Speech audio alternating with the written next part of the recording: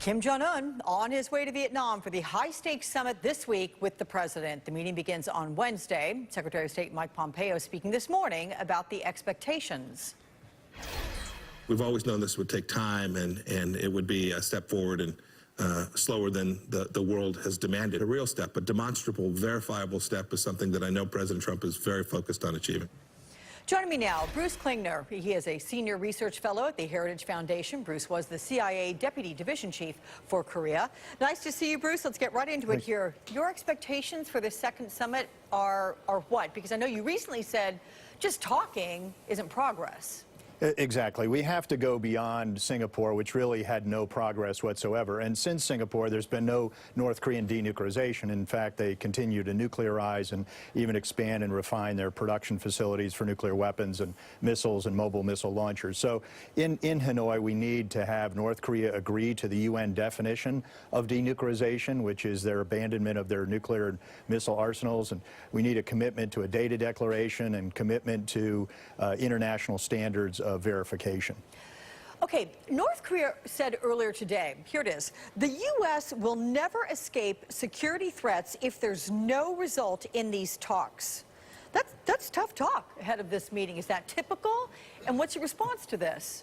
Well, they usually try to up the ante for negotiations. They're trying to put pressure on the U.S., indicating that unless the U.S. lowers its own bar of requirements, that there will be will have no progress as the president would like. What several members of the Trump administration have been doing in the last couple weeks seems to be hinting that the U.S. is going to be lowering the bar from what was previously demanded by the administration on timelines, on commitments by North Korea. Perhaps even hinting at reducing some sanctions or providing exemptions to sanctions long before the administration had originally said would be the case. Okay, I want to talk about spying, right? Because cameras are certainly focused on the president and Kim Jong-un. But there's a lot that's potentially happening in the shadows here. Intelligence officers look for what at this kind of a meeting? Well, we're looking for indications of what North Korea will do. So prior to the meeting, we've seen several North Korean statements, including the New Year's Day speech by Kim Jong-un, that North Korea said it won't do anything more on denuclearization beyond just simply taking 2 test sites offline unless the U.S. moves forward on a number of North Korean demands. So once we get into the meeting itself, then we're really just looking for what North Korea's leaders or other officials are saying that they're willing to do. But Bruce, it's also this opportunity. I mean, it's not like we get opportunities to go inside North Korea and have just the visage of Kim Jong-un right in front of us. The way he interacts with people, if people cower around him, whether he needs advice from people or if he's just the solitary guy making all the decisions. I mean, talk about that.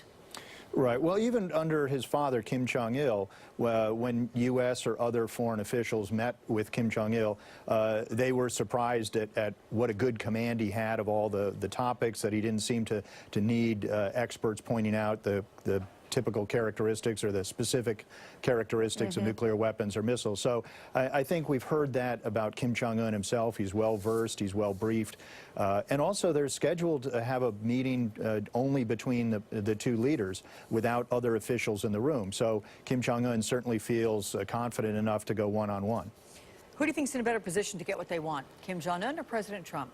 Well, I think right now North Korea is holding firm on its demands, and the U.S. is signaling that it may be lowering the bar. So right now I'd say we haven't had any progress either at Singapore or since Singapore. So one might think the U.S. is getting a bit more desperate for the success that the administration is claiming they'll have. Bruce Klingner, it's a lot to watch this week, and we thank you for talking with us about it today. Appreciate it. Great. Thanks for having me.